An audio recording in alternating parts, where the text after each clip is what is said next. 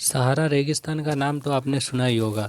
ये दुनिया का सबसे बड़ा गर्म रेगिस्तान है। दरअसल सहारा नाम रेगिस्तान के लिए अरबी शब्द सहारा से लिया गया है, जिसका अर्थ होता है मारुस्थल यानी रेगिस्तान। उत्तरी अफ्रीका की पूरी तरह से इसी रेगिस्तान से ढका हुआ है, जबकि इसका थोड़ा सा भाग एशिया महाद्वीप में भी पड़ता है। आज हम आपको इस रेगिस्तान की कुछ खास और रहस्यमयी बातें बताने जा रहे हैं, जिसे जानकर शायद आप भी हैरान रह जाएंगे। सहारा रेगिस्तान की लंबाई 4800 किलोमीटर जबकि चौड़ाई 1800 किलोमीटर है। क्षेत्रफल में ये रेगिस्तान यूरोप महाद्वीप के लगभग बराबर और भारत के क्षेत्रफल के दुगने से भी अधिक है।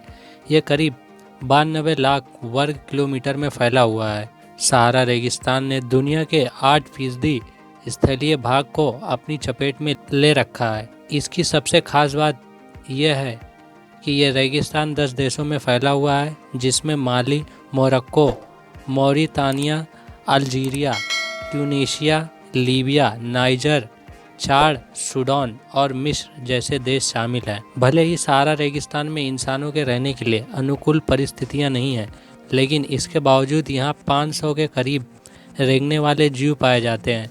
इसके अलावा इस रेगिस्तान में 1000 के करीब पेड़ों की प्रजातियां भी जीवित है। हालांकि पेड़ ज़्यादातर पानी के स्रोतों के पास ही मिलते हैं। बाकी रेगिस्तानों की तरह सहारा भी दिन के समय भयंकर गर्मी और रात के समय भयंकर सर्दी पड़ती है। आमतौर पर रेगिस्तानों में बर्फबारी तो होती नहीं है, लेकिन साल 2016 में यहाँ बर्फबारी हुई थी, जिसने सभी को हैरान कर दिया था। इसके पीछे वजह यह बताई गई थी कि रेगिस्तान के पास ही स्थित एटलस पर्वत की तलहटी में तापमान सामान्य से 10 से 15 डिग्री नीचे चला गया था।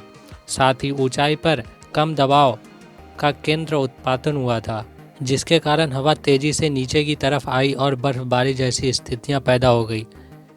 आज भले ही सहारा रेगिस्तान वीरान और निर्जन दिखाई देता है, लेकिन करीब 6000 साल पहले यह हरा भरा हुआ करता था।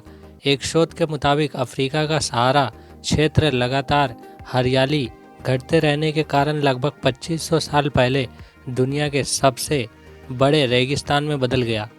अब ऐसा क्यों हुआ, इसका पता वैज्ञानिकों को आज तक नहीं चल सका है, क्योंकि इस बदलाव से जुड़े अधिकतर प्रमाण नष्ट हो चुके हैं। ऐसा माना जाता है कि सहारा रेगिस्तान करीब 15000 साल पहले के बाद फिर से हरा भरा हो जाएगा।